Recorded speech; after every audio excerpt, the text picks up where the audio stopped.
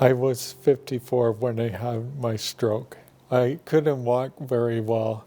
I had to go in a wheelchair, and I couldn't speak at all for the first few days, and then gradually I got very little speech though. You couldn't swallow either for the first few days, so because you weren't allowed to leave the hospital until you could swallow, and that was about a week before that, until you went to rehab.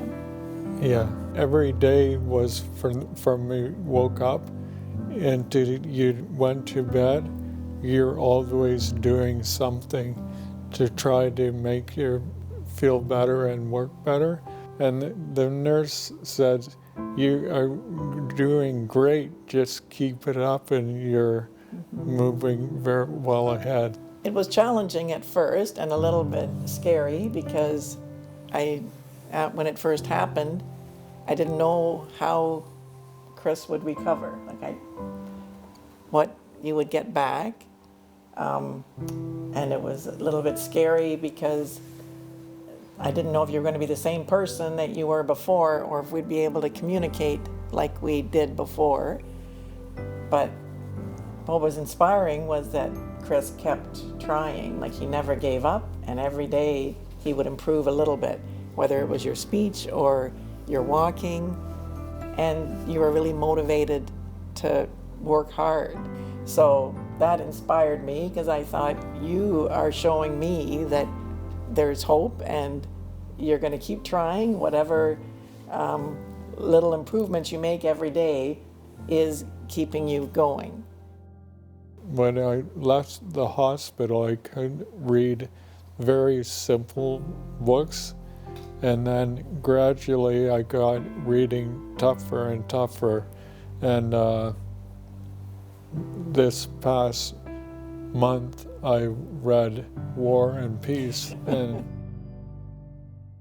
I used to hike and canoe and paddling, and I tried lots of things, and I just gradually came up with the ones that I could do.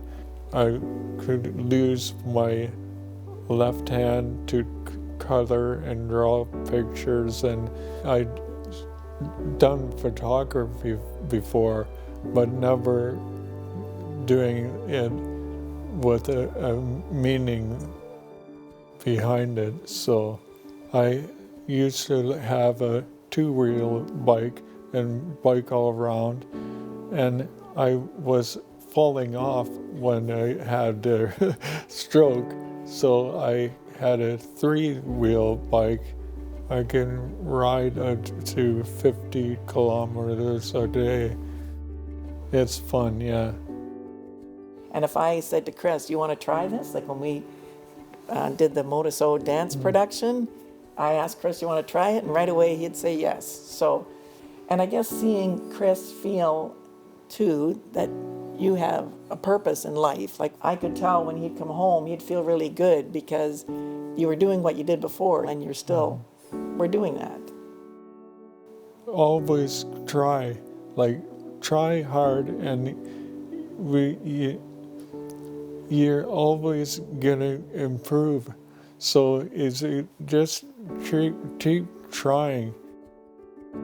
It's been 4.5 years, and Chris and I always thought about our retirement, the things we were going to do in our retirement. Yeah. And I remember thinking, I was scared then, what is our future going to be? It's going to be different. But of course it's been different, but it's been beautiful. Like we got married after Chris had his stroke, and sure, sometimes you think, life could be different, but it doesn't mean it could be better. I don't think it could be better.